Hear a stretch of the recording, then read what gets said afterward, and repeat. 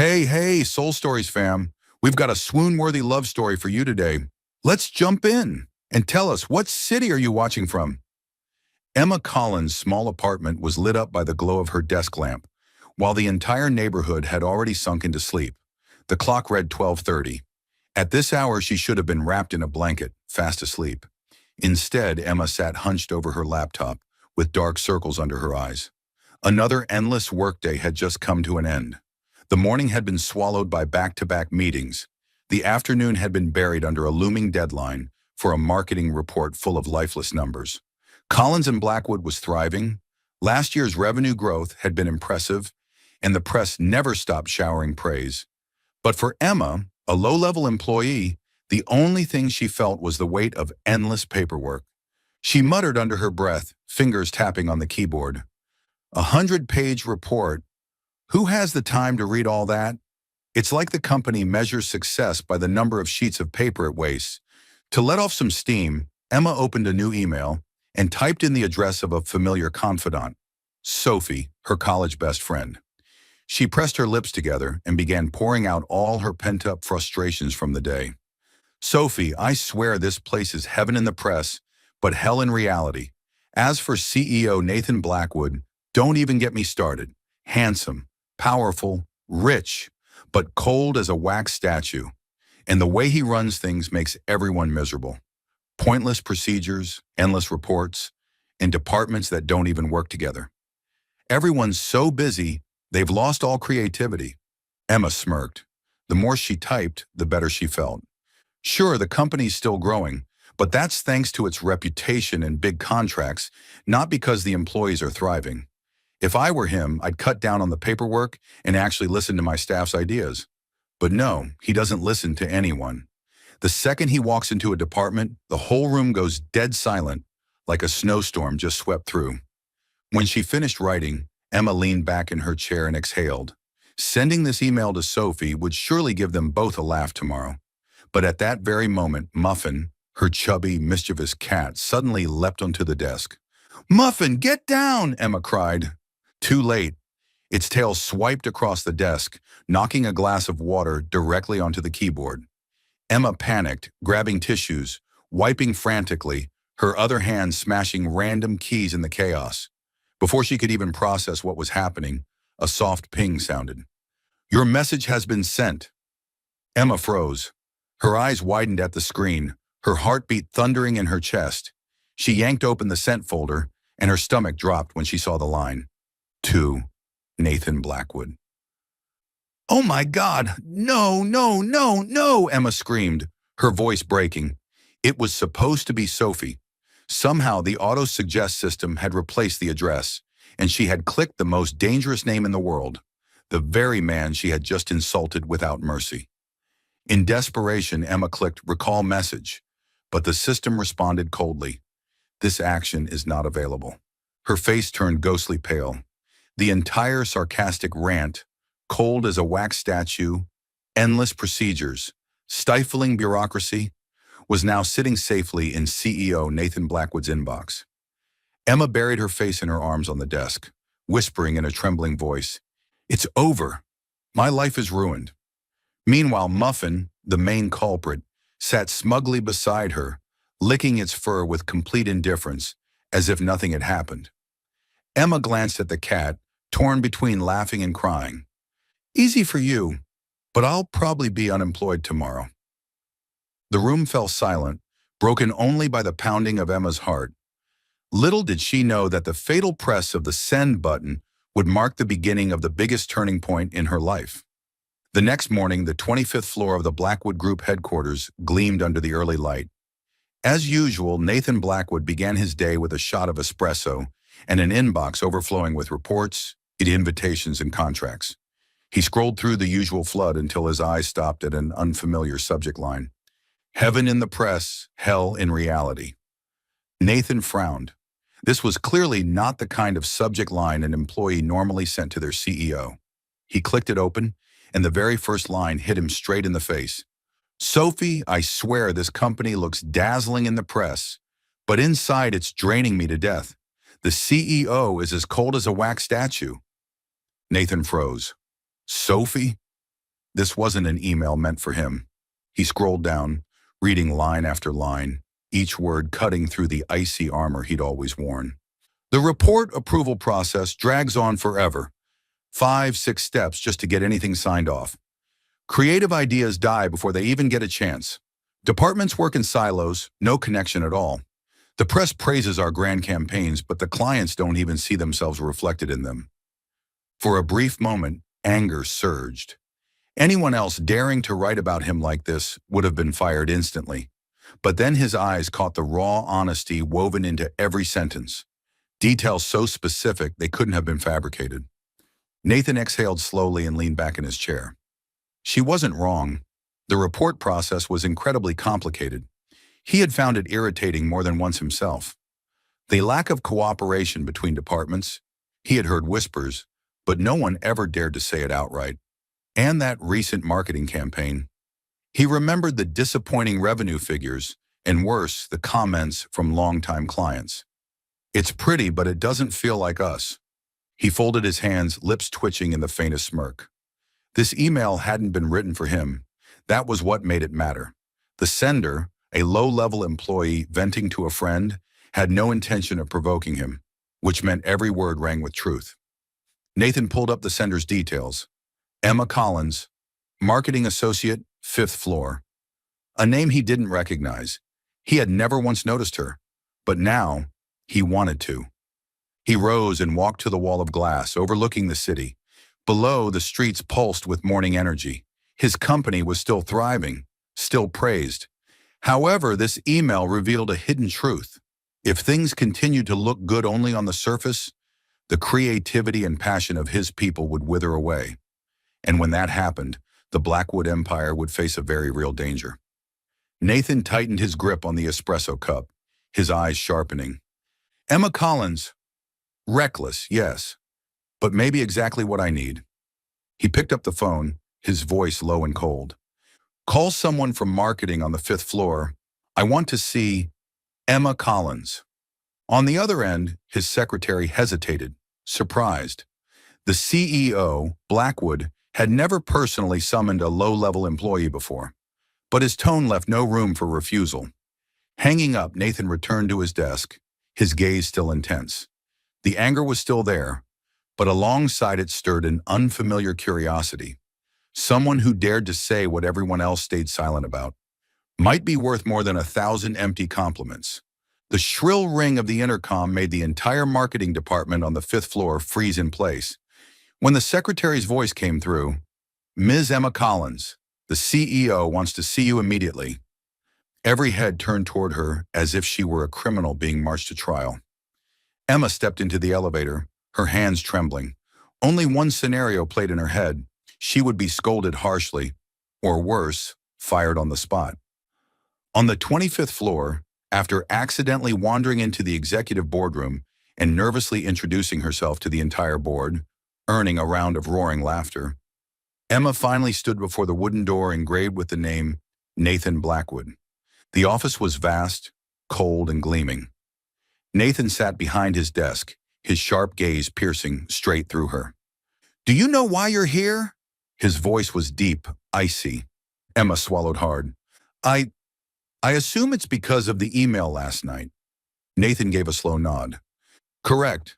I read it, and I want to hear it from your own mouth. Why did you write those words? In Nathan's mind, he had already prepared for this. A low-level employee, confronted by the CEO, would surely scramble for excuses. My email got hacked. I sent it by mistake. Or, it was just a joke. He was nearly certain the girl standing before him would fumble and backpedal. But Emma lifted her head. Her eyes were clear, her voice shaky but steady. I never expected that email to land in your inbox. It was meant for my best friend. I just needed to vent, but every word in it was the truth. Nathan froze for a split second. Emma drew a deep breath and continued, her voice gaining strength.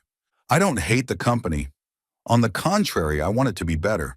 But we're drowning in procedures. Creative ideas get crushed before they even see the light. Campaigns look spectacular, but customers don't feel anything. Everyone's exhausted, and last night, I just couldn't pretend anymore.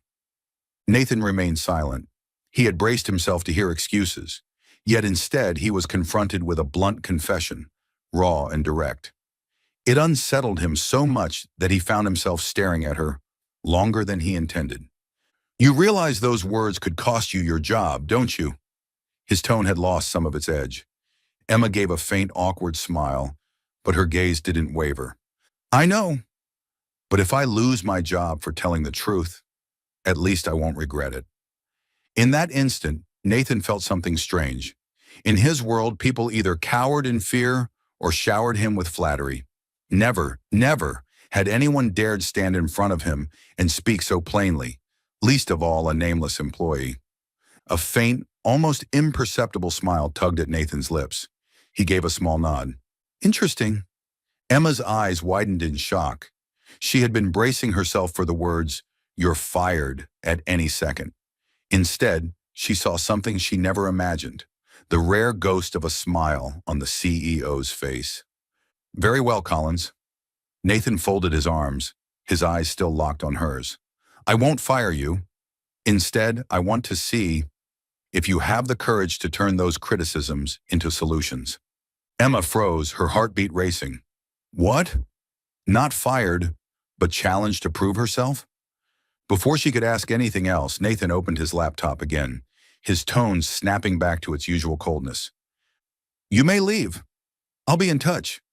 Emma stumbled out of the office, her chest a storm of relief and bewilderment. The heavy door closed behind her, leaving Nathan alone in silence.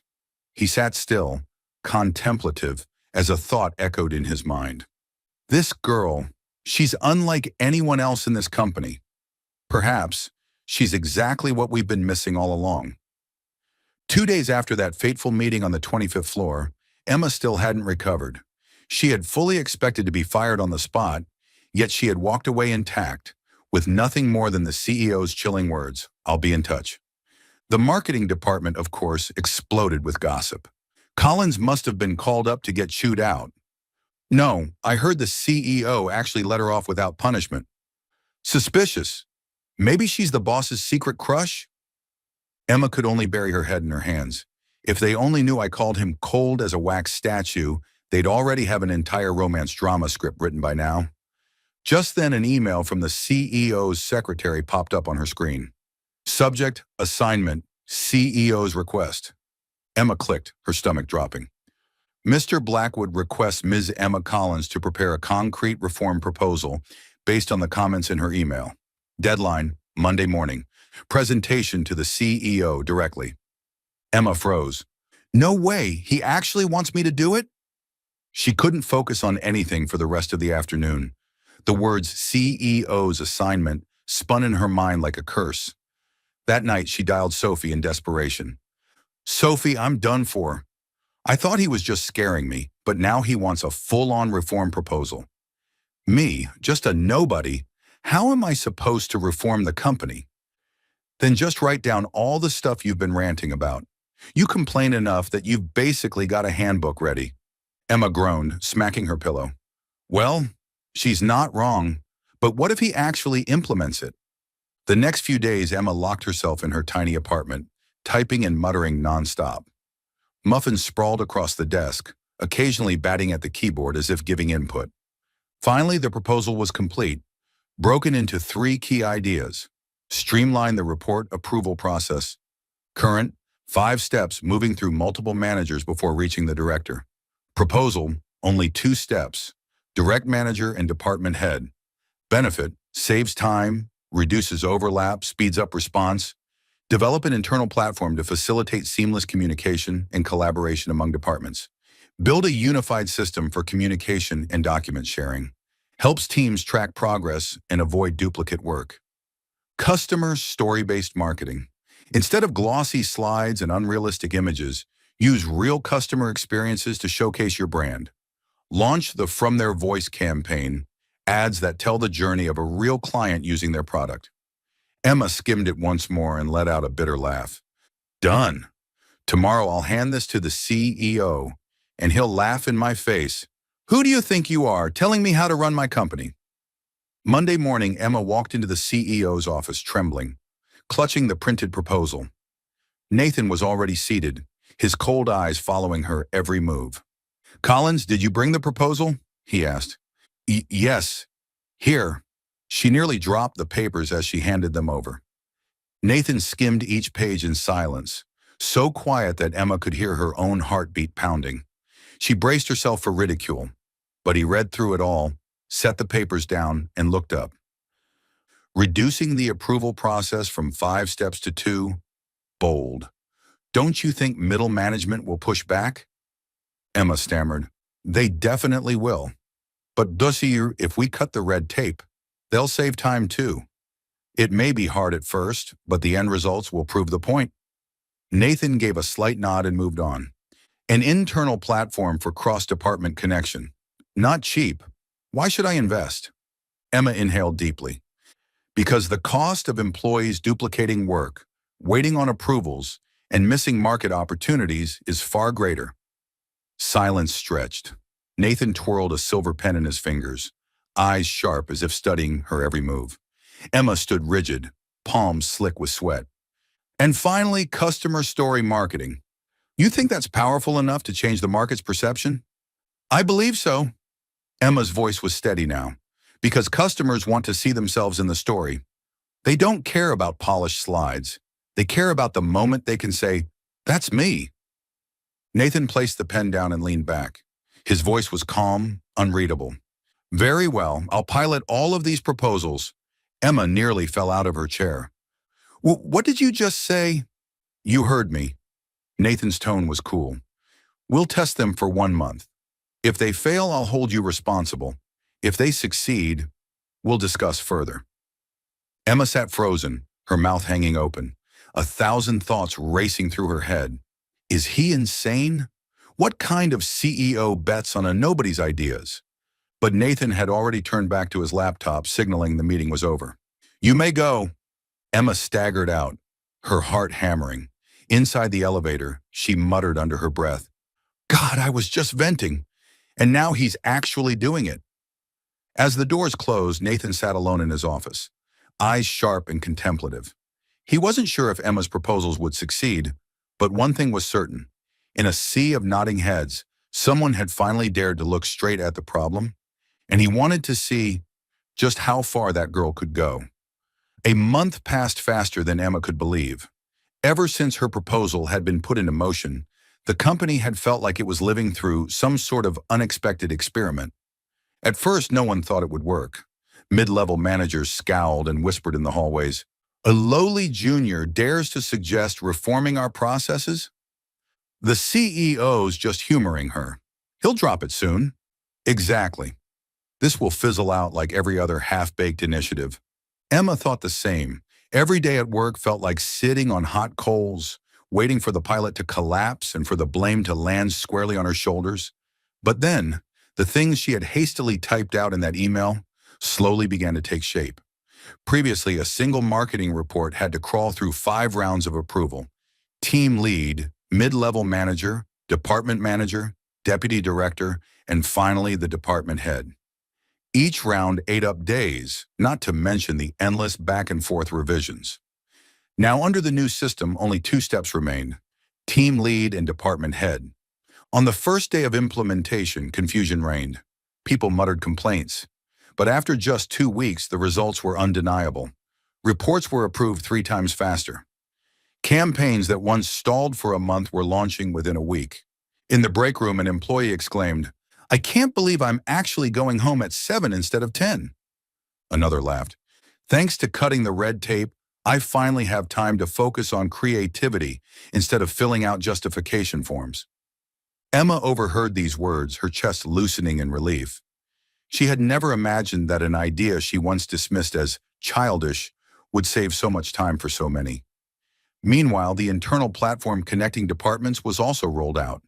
Instead of endless email chains, employees could now track progress on a shared system. The creative team saw what design was working on, and sales instantly updated customer feedback.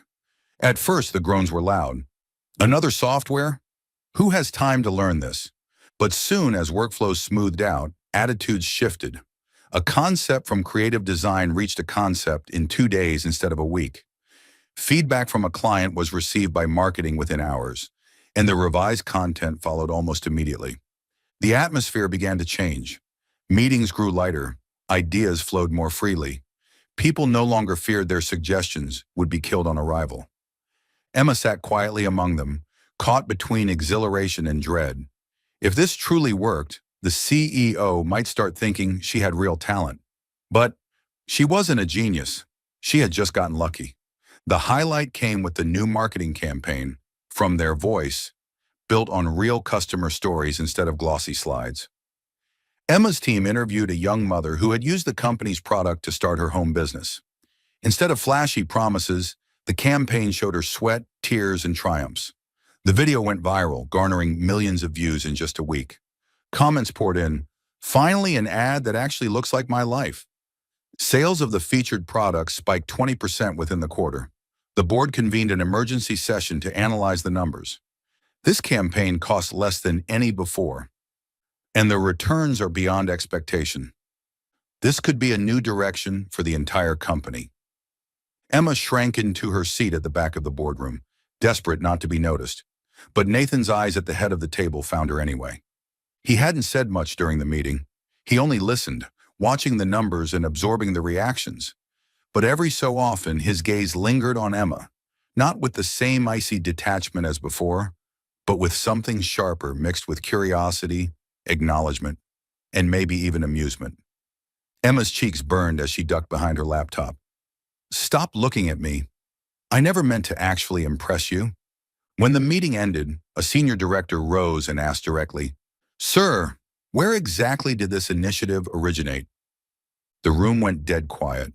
Nathan's lips curved faintly, his voice deep and clear. "From an employee who dared to speak the truth. Collins." Every head turned toward Emma. Her stomach flipped, her heart nearly burst out of her chest. Some faces showed clear annoyance, but with the CEO himself backing her, no one dared to object. Nathan stood, closing the meeting with finality. "I don't care about rank. I care about results, and the results speak for themselves." Emma sat frozen, caught between shame, disbelief, and, unexpectedly, happiness. That afternoon, as the boardroom emptied, Emma was gathering her papers when Nathan's voice came from behind her. "You did better than I thought." She spun around, startled. Nathan stood there, hands in his pockets, his eyes still cool, but his tone had softened. "I used to think you only knew how to complain. Turns out, you have talent." Emma flushed scarlet, stammering, I just wrote down what everyone sees. I'm not." Nathan's smile was fleeting, almost imperceptible. "But you were the only one who dared to write it down. That makes the difference." With that, he turned and walked away, leaving Emma rooted in the hallway, her heart still racing. That night, back in her small apartment, Emma sat at her desk watching Muffin snore peacefully. She smiled faintly, replaying Nathan's words and the way his eyes had looked at her earlier. Did he really mean it? Does he actually think I have talent? The question hung in the quiet air, making her shiver, and yet somehow it warmed her heart. She didn't know it yet, but from this moment on, her life had officially turned a new page. The page that one disastrous email had accidentally opened. The buzz around the Real Customer Story campaign was still hot across the company. Departments were abuzz, and many admitted the new reforms had lightened their workload. But one question lingered on everyone's lips. Why had the famously cold CEO, Nathan Blackwood, suddenly put his trust in an unknown employee like Emma Collins? That question haunted Emma, too. She was both scared and strangely intrigued. Nathan hadn't fired her. Instead, he had publicly credited her. And that Friday morning, things grew even more unbelievable. While Emma was busy editing a report, a message popped up on her screen. Today, 12:30 p.m., La Fontaine. Don't be late. -NB. Emma blinked at the screen in shock. Colleagues crowded around instantly, curious. Who sent that? Oh my God, NB! That's Nathan Blackwood, isn't it? La Fontaine? The fanciest French restaurant in town. Emma hurriedly covered her screen, waving them off. No, it's nothing. Probably a mistake. But inside, her heart was pounding. Lunch? With the CEO? That couldn't be real. LaFontaine sat atop a luxury hotel, the pinnacle of fine French dining. When Emma timidly stepped inside, she nearly turned right back around. Leather chairs, golden light, a violin playing softly. Everything was worlds away from her usual sandwich lunches. Nathan was already seated at a window table, looking composed, though his gaze was still sharp. He gave her a small nod. "Right on time. Sit down." Emma swallowed hard, pulled out a chair, and forced a nervous smile. "Yes, Mr. Blackwood." He handed her the menu. "Order whatever you like." Emma flipped it open and nearly fainted at the prices. $45 for a salad, $70 for salmon. She swallowed and blurted out, "I'll just have the vegetable soup." Nathan raised an eyebrow. "That's all?" "Yes. I... I'm not very hungry." She gave a weak laugh, though her stomach growled in protest. To her shock, Nathan actually chuckled, a soft, amused sound she had never heard from the cold CEO. "Very well, one vegetable soup, and for me, steak and red wine." Emma blushed, muttering under her breath, "Great. You'll be having steak while I sit here with soup, like a college student who wandered into the VIP lounge." Nathan set the menu down, his eyes glinting with something almost playful. "I find that contrast quite interesting."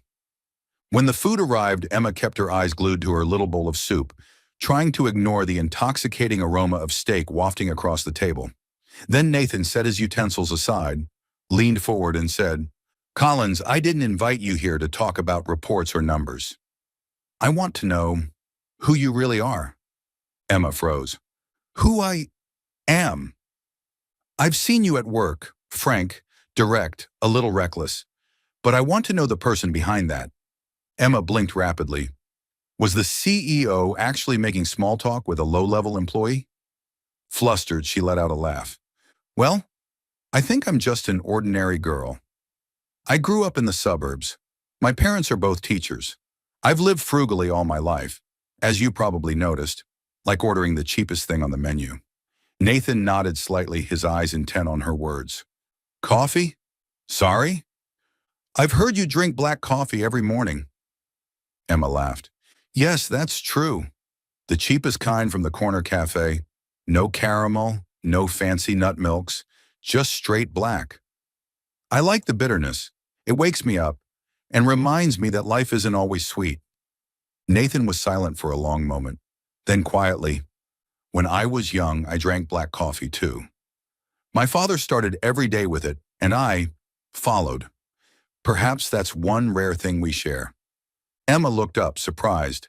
For an instant, Nathan wasn't the cold CEO, but simply a man recalling his childhood. "And dreams?" he asked. Emma hesitated. "I once dreamed of being a writer, to tell stories that truly touched people. But I chose marketing instead, because in a way, marketing is also storytelling, just aimed at many people and with the goal of selling something."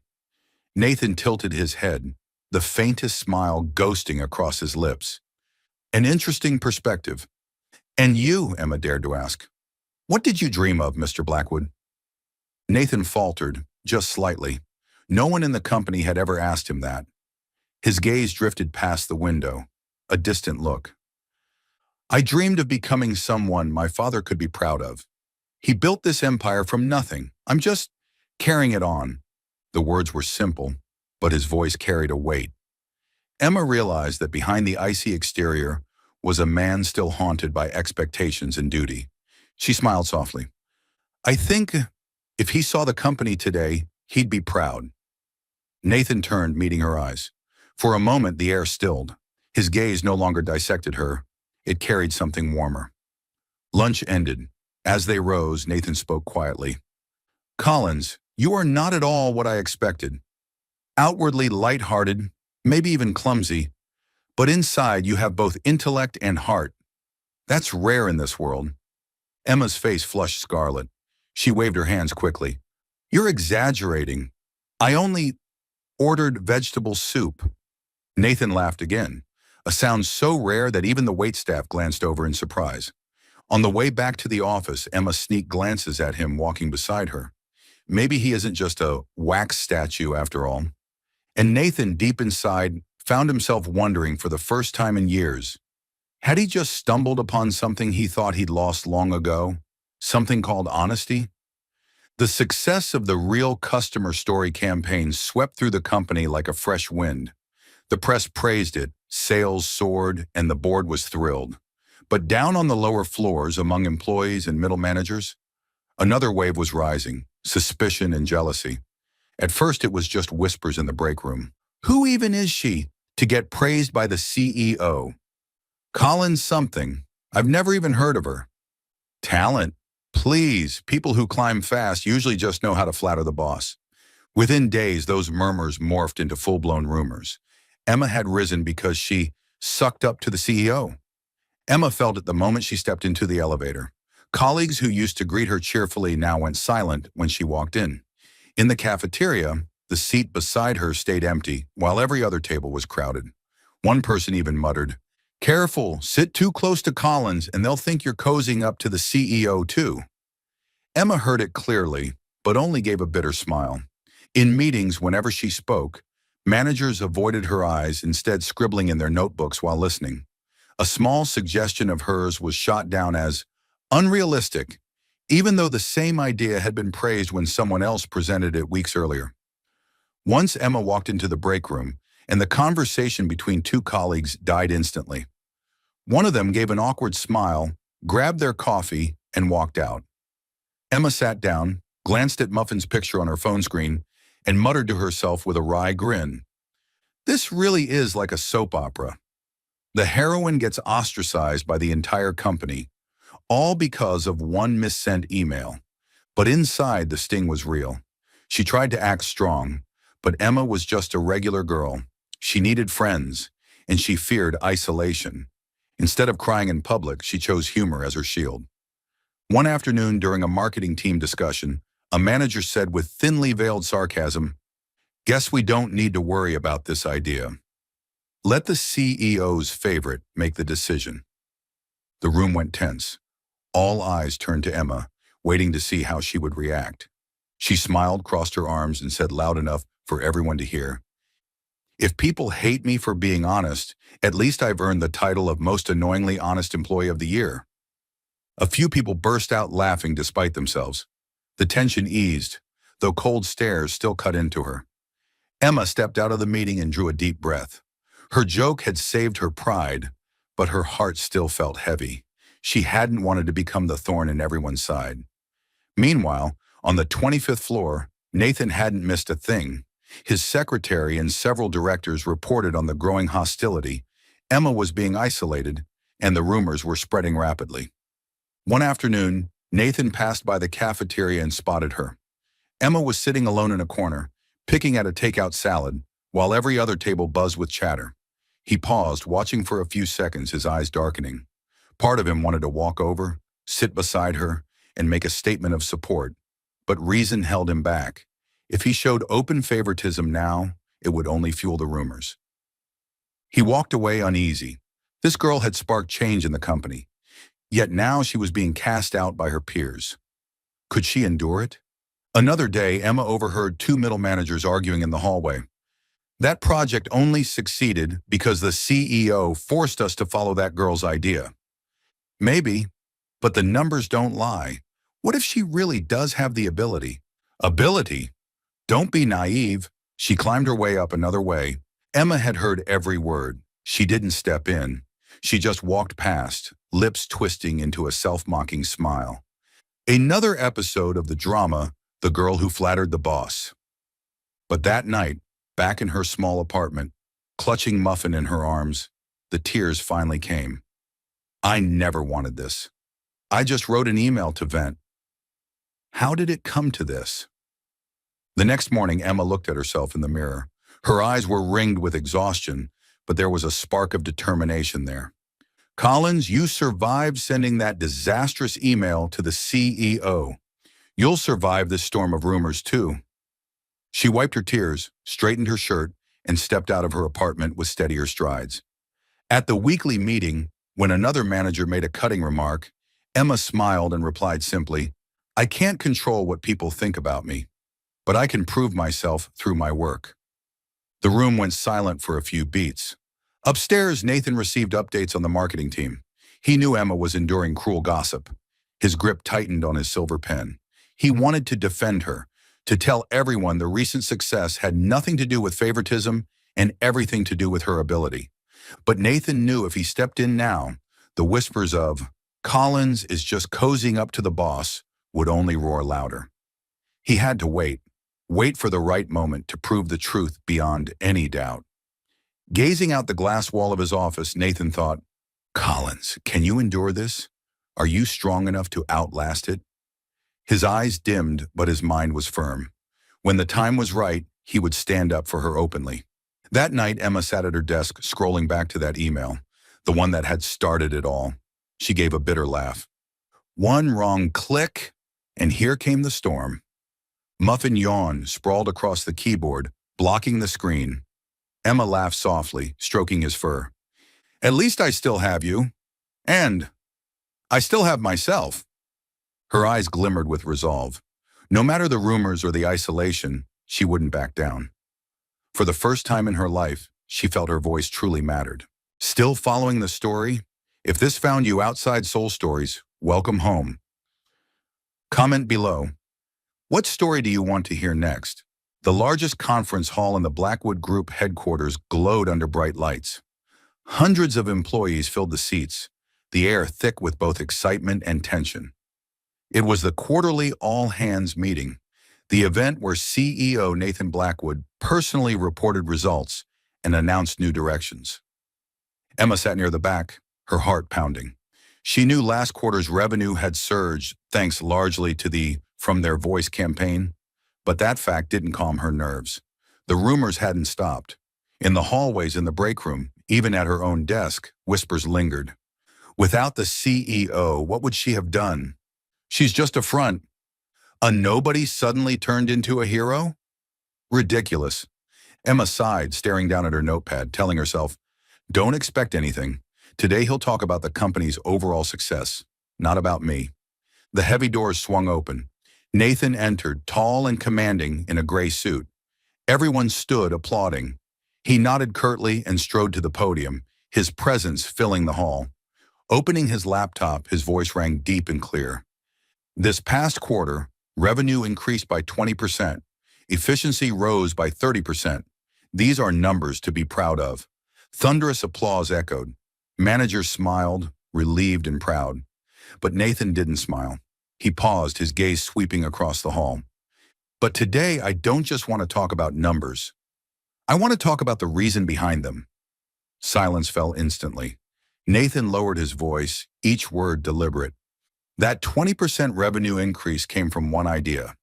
Not from me, not from the board, but from an employee who dared to tell the truth. Hundreds of eyes darted around. Who does he mean? Could it be? Emma froze. For a heartbeat, her chest forgot to rise. Nathan continued. The streamlined processes, the internal platform, and the real customer story campaign all began with one criticism. A criticism many of you dismissed. Several managers frowned, knowing exactly what he referred to. Nathan stopped, then spoke the name plainly. That person is Emma Collins. The room felt like the air had been sucked out. A heavy pause hung, broken only by the sound of a pen clattering to the floor. Emma sat rigid, every head turned toward her. Some faces showed shock, others disapproval, and a few, unexpected respect. She wanted to sink into her seat, disappear from the spotlight, yet her chest surged with emotion. He just said my name. He just defended me, openly. Nathan looked straight toward the back rows, his voice softer, warmer than usual. Collins wasn't the only one who saw the problems, but she was the only one who dared to write them down. And more importantly, she turned complaints into solutions. That is what this company needs. Applause trickled at first, just a few younger employees. Then it spread, building until it filled the hall. Cold stares still lingered, but the clapping drowned them out. Emma bit her lip, vision blurring with tears. Days of isolation and doubt washed away in that instant. For the first time in her life, she felt her voice truly mattered, and the most powerful man in the company had acknowledged it. She longed to stand and say something, but her throat locked. All she could do was bow her head, fists clenched, letting the tears fall silently. In the front row, some middle managers kept their faces neutral, but inside they burned. One leaned toward another and muttered, "The CEO's openly backing her now. No one can touch her." Meanwhile, the eyes of younger staff lit up. To them, Emma became a symbol, proof that if you dared to speak the truth and had good ideas, even a nobody could change the company. Nathan looked around and gave a small nod. "I want everyone to understand, at Blackwood Group, titles don't matter as much as results. Anyone has the right to speak the truth, as long as it comes with solutions. If you have ideas, don't be afraid to share them. Speak up." The hall erupted again, louder, more genuine than before. Nathan closed his laptop, bringing the meeting to a close. He stepped down from the podium without another word, but as he passed, his eyes flicked toward Emma. Just a brief look, calm yet steady. Enough for her to know he had just placed a shield around her for everyone to see. As the crowd dispersed, a few younger colleagues approached her with smiles. "Congratulations, Collins." "Great idea, you were spot on." Emma returned their smiles faintly, her heart still trembling. There were still hostile glances, but at least she wasn't completely alone anymore. Turning to leave, she caught sight of Nathan standing near the door. He didn't speak, just gave her a subtle nod. But his gaze, steady and deep, made Emma's chest tighten in a way she couldn't explain. Emma hadn't planned to drink more, but it was an old friend's birthday party. Saying no would have killed the fun. After 2 cocktails, her head was light and her steps out of the bar felt like she was dancing tango. Her friends begged her to join them for karaoke, but Emma waved them off. "No way. If I keep going, I won't make it to work tomorrow." She staggered down a street glowing with neon. The night air was crisp, traffic humming in the distance. Then from the corner, the sound of a saxophone drifted. Warm, velvety, pulling her to a stop. A wooden sign swung gently. Blue Note Jazz Club.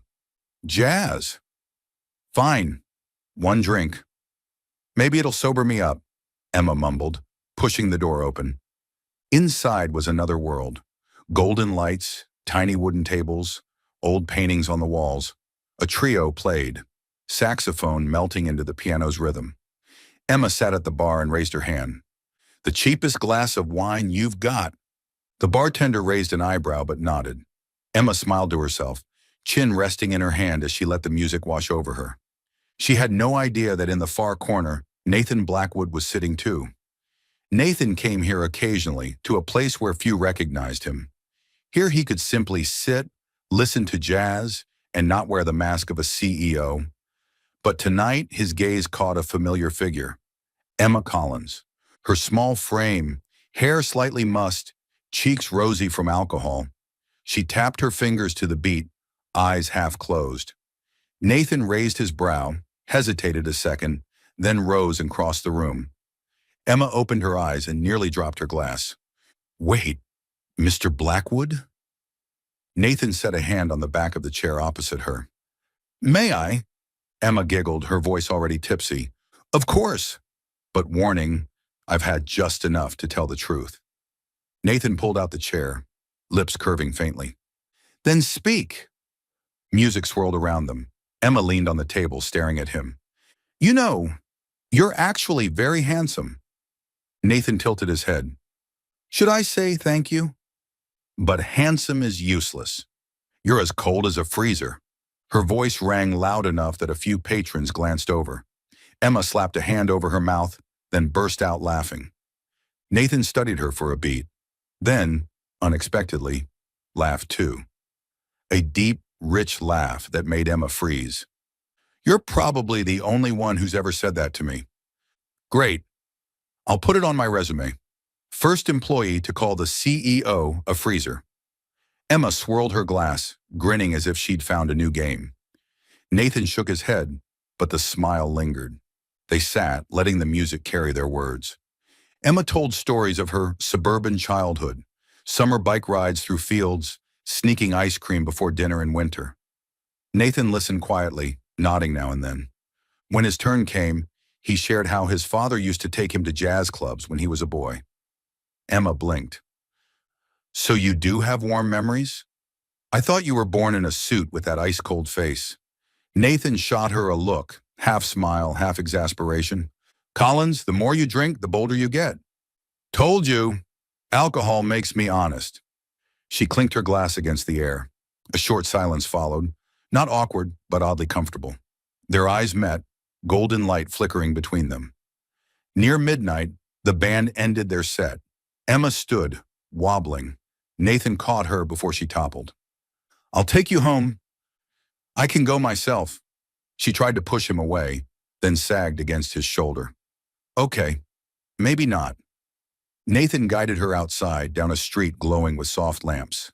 Emma muttered as they walked. The freezer laughed. Must be the end of the world.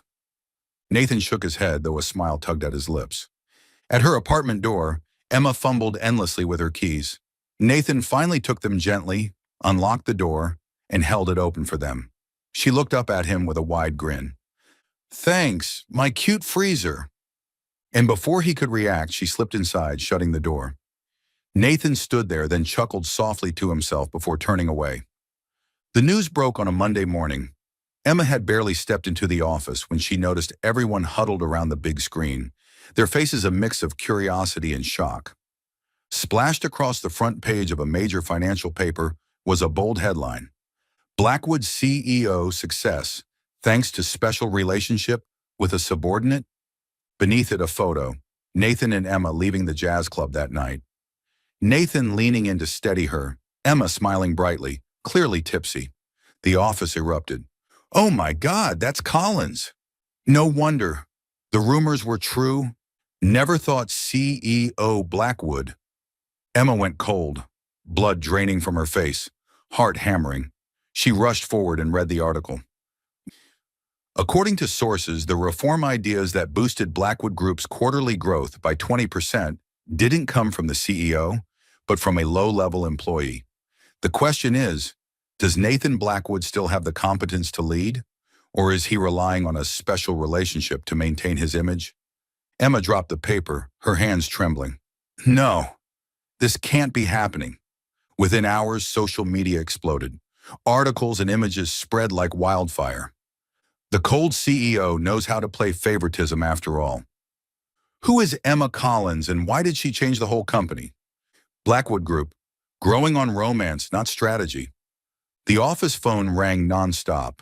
Reporters demanded interviews. Outside, the company gate swarmed with photographers, cameras flashing at anyone who walked out. Emma was trapped in the eye of the storm. In the hallways, stares grew harsher. Some shook their heads in pity, others smirked with disdain. Knew it. No one climbs that fast without a reason. Poor CEO, dragged down by some girl. Emma bit her lip hard, forcing herself toward her desk, but her hands shook so badly that her papers spilled across the floor. Meanwhile, on the 25th floor, Nathan faced an emergency meeting with the board and major shareholders. One shareholder tapped his fingers on the table. Nathan, you need to explain. The press is saying this company runs on low-level employees. If that's true, then your leadership... Another cut in sharply. We invested in Blackwood Group because of you. But the stock dropped 5% this morning alone. The media's calling us a circus. Nathan sat upright, his gaze icy. Numbers don't lie. 20% growth is real. I won't deny that Emma Collins had valuable ideas. But a CEO isn't supposed to do everything. A CEO chooses the right people and empowers them. His words were firm, but worry lingered. One shareholder sighed heavily. Nathan, whatever the truth, this personal relationship angle will keep being exploited. If you don't act, the company will suffer. Nathan tightened his grip on his pen. He knew where every arrow was pointing now. At Emma. That afternoon, Emma was summoned to the HR department. Inside, two middle managers waited, eyes cold. Collins, do you know why you're here? One asked. Emma swallowed. Because of this morning's article. Exactly. You've become the center of a scandal. Regardless of the truth, the company's image is suffering. The other leaned forward, voice dripping with smugness. We believe it's best if you resign voluntarily. Consider it protecting Blackwood Group's reputation. Emma went still. In that instant, she understood. They wanted her as the scapegoat, the sacrifice to shield the CEO. But I didn't do anything wrong. Her voice cracked. Wrong or not, the media doesn't care. The manager shrugged. This is the fastest way to end the scandal. Emma bit her lip until it bled. That night she sat in her tiny apartment, staring at the half-written resignation letter. Muffin curled up beside her, purring softly. She pulled at her hair, her heart torn to pieces. Part of her wanted to scream, to fight the injustice. But another part thought of Nathan. If she stayed, the scandal wouldn't end. The press would keep hammering. The shareholders would keep doubting. And Nathan, the man who trusted her, who defended her publicly, would bear the brunt of it all. Emma inhaled shakily and set pen to paper. Her handwriting wavered but stayed firm. Letter of resignation, Emma Collins. She lifted her head, whispering, "At least, this time I can protect him." The next morning, Emma carried the letter to HR. The office buzzed with whispers and stares. She walked with her back straight, eyes fixed forward, ignoring them all. Placing the letter on the desk, she felt strangely light, though her eyes burned with unshed tears. Elsewhere, Nathan received the news. His hand froze mid-air, his usually composed face darkening. "Collins, did you really think I'd let this end like this?" His voice was low, but in his eyes flared a fierce, unshakable resolve. Rain poured down over the city in sheets. Wind lashed against the windows, blurring the streetlights into hazy smears of gold. Emma sat motionless in her small apartment, having already submitted the resignation letter that afternoon. On the table, an open suitcase lay neatly packed. Tomorrow morning she would leave Blackwood Group for good, to spare Nathan from more scandal. Muffin was curled up on top of the suitcase, staring at her as if asking, "Are you really leaving?" Emma sighed, running a hand down his back. "I don't have any other choice." Then came the pounding at the door, so loud it drowned out the storm. Emma frowned and opened it, and her heart stopped. Nathan Blackwood stood there. The tall man dressed in a dark suit was soaked through, his black hair plastered to his forehead by the rain. Water streamed down his chiseled face, but his eyes burned fiercely. "My God, why are you—" Emma began, but Nathan stepped straight inside. His wet shoes left long streaks across the wooden floor as he slammed the door shut behind him. He turned, his gaze searing her with a mix of anger and anguish. "What do you think you're doing, Collins?" Emma backed up, her voice trembling. I just don't want the company to suffer because of me. I don't want the scandal to cost you everything." Nathan's fists clenched. He strode over to the suitcase, glaring at it, before swinging his gaze back to her. His voice rolled out like thunder. "And you think running away will fix it?" Emma pressed her lips together, fighting to stay calm. "If I leave, the rumors will die down. They won't target you anymore." "Fool!" Nathan roared, his voice rattling the tiny apartment. "You're not just an employee." Emma froze, her heart slamming in her chest. Nathan stepped closer, the space between them shrinking until only a breath remained. His eyes were no longer cold, but blazing. "You're the first person who ever dared tell me the truth. The first person who made me want to change. The first who made me laugh for real." The words tumbled out, tearing away the armor he had worn for so long. Emma's mind spun. She couldn't speak. Outside, the rain hammered harder. Lightning split the sky, illuminating their faces as they stood inches apart. Emma's voice shook as she whispered, "Nathan, I—" He didn't let her finish. Nathan shrugged off his drenched suit jacket, wrung it out sharply, then draped it over her shoulders, shielding her from the drops dripping through the leaky ceiling. In that moment, Emma lifted her gaze and met his eyes. No longer the cold CEO, no longer the freezer, only a man looking at her with unguarded honesty. Nathan reached out, pulling her against him. His embrace was strong, his warmth overwhelming.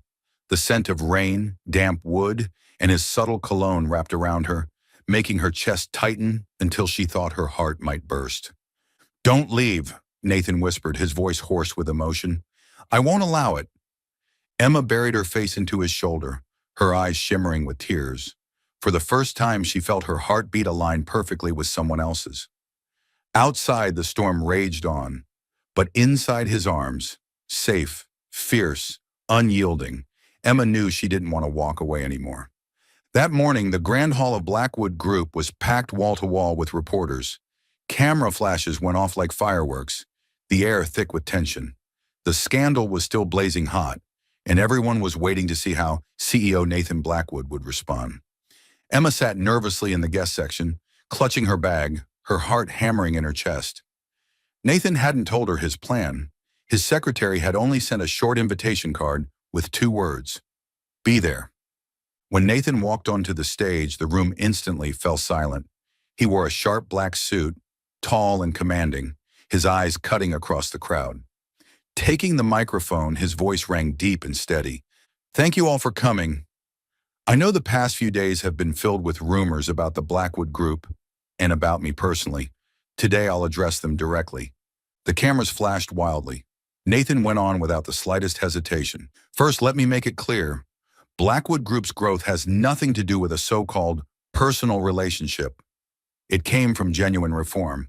And I want to state openly, the person who initiated that reform was an employee who dared to speak the truth. Emma Collins. The hall erupted with murmurs. Emma froze, heat rushing to her face. Nathan raised a hand, silencing the crowd, then continued. But Collins is not an exception. She is proof of something I believe deeply. Every voice in this company has value. I want each of you to follow her example. Speak up, share ideas, be honest. He paused, then looked straight into the camera. That's why I am officially creating a new department. Reform. Any employee can submit complaints, proposals, or ideas anonymously, and Collins will lead it.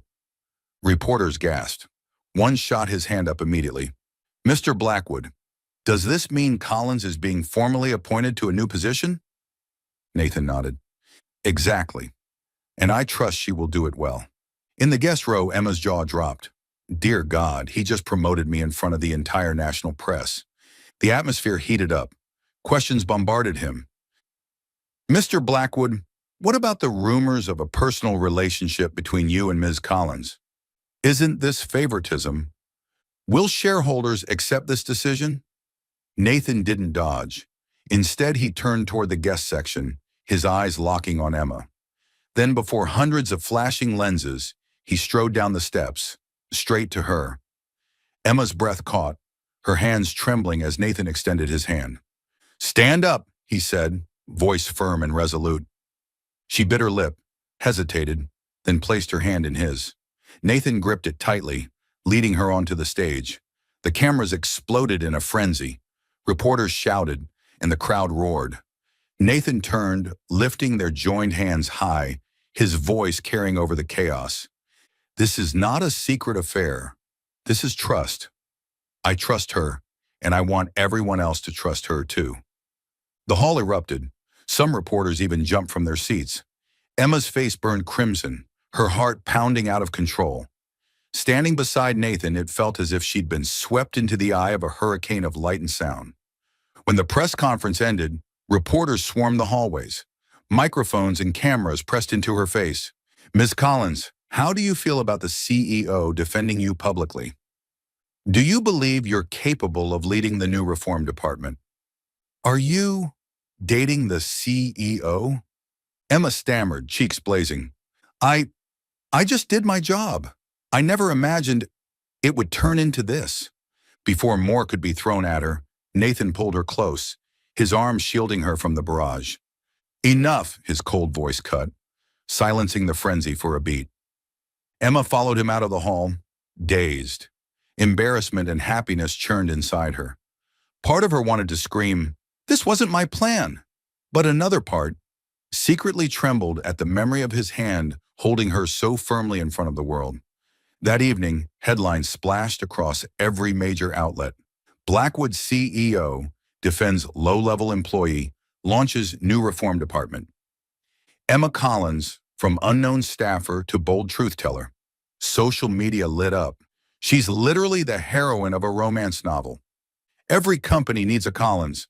Cold CEO holds her hand on stage. I'm shipping this couple. At home, Emma flopped on the sofa with Muffin, scrolling through the flood of memes and headlines. She groaned, covering her face. Great. I've become a meme. Her phone buzzed. A message from a familiar number lit up the screen. Sleep early. Tomorrow meet me in the reform office. -NB. Emma laughed, her cheeks hot. Not just a handhold. Now I have my own office. And a CEO who's not such a freezer anymore. A year passed so quickly that Emma sometimes still couldn't believe it had all been real. Blackwood Group was now praised in the press as one of the most open and forward-thinking companies in the industry. The anonymous suggestion inbox, managed by the new reform department, had received thousands of ideas, from small requests such as better coffee in the cafeteria to large initiatives that saved millions in operating costs. Work efficiency was steady, employees were happier, and no one complained about being bogged down in red tape anymore. Brainstorming sessions were lively, full of laughter, and Emma, once the anonymous employee who had sent a disastrous email by mistake, was now the head of the reform department, respected throughout the company. Of course, she still kept her signature, Emma style, witty and practical. In a recent meeting when one manager grumbled that his staff talks too much, Emma replied deadpan, "Good. At least they're saying something real, not just nodding like robots." The whole room burst out laughing, and Nathan, seated at the head of the table, hid a smile tugging at his lips. That weekend night, Emma stayed late at the office. The 25th floor was silent, lit only by the glow of her laptop and the steady rhythm of her typing. She was reviewing new proposals when her inbox pinged with a fresh email. She frowned. "This late? Who's writing me now?" Click. Sender, Nathan Blackwood. Subject, "One more mistake." Emma's brows shot up. She opened it and read the short message. "Collins, this time you can missend all you want, but you must reply yes to my proposal." Emma froze. Her eyes blinked rapidly, then laughter bubbled out of her chest. She laughed so hard that Muffin, the cat now famous across the office, lifted his head in confusion. "Oh my God, all this because of one missent email last year?" She giggled, clutching her stomach. The office door swung open. Nathan walked in. No suit, no tie, just a white shirt with rolled-up sleeves, looking disarmingly simple. In his hand was a small velvet box. "I thought you should answer in person, not over email," he said. His deep voice softened, eyes unusually bright. Emma was still laughing, tears streaming now from both joy and amusement. "You are officially the CEO with the weirdest proposal style in the world." Nathan came closer and opened the box. Inside was a simple, elegant ring. Nothing flashy, just timeless. "Collins, I'm not good with sweet words, but I know this. I want you by my side, not just at work, but for life." Emma looked at the ring, then at the man she had once called a freezer. Now in his eyes there was only unshakable sincerity. She took a breath, whispering softly but clearly enough for the whole room to hear. "Yes." Nathan smiled, a rare, radiant smile. He slid the ring onto her finger and pulled her into his arms. No storms, no scandals, just two people, a tight embrace, and an unspoken promise. Emma laughed through her tears, her eyes sparkling. So one wrong click really could change my whole life. Later, an internal company-wide email appeared. The last line made everyone burst out laughing. "P.S. The CEO just proposed to the head of reform. She said yes. So everyone, work hard because the wedding cake is coming." The boardroom exploded with laughter, applause, and teasing cheers. Emma blushed scarlet, but inside her heart was overflowing with happiness.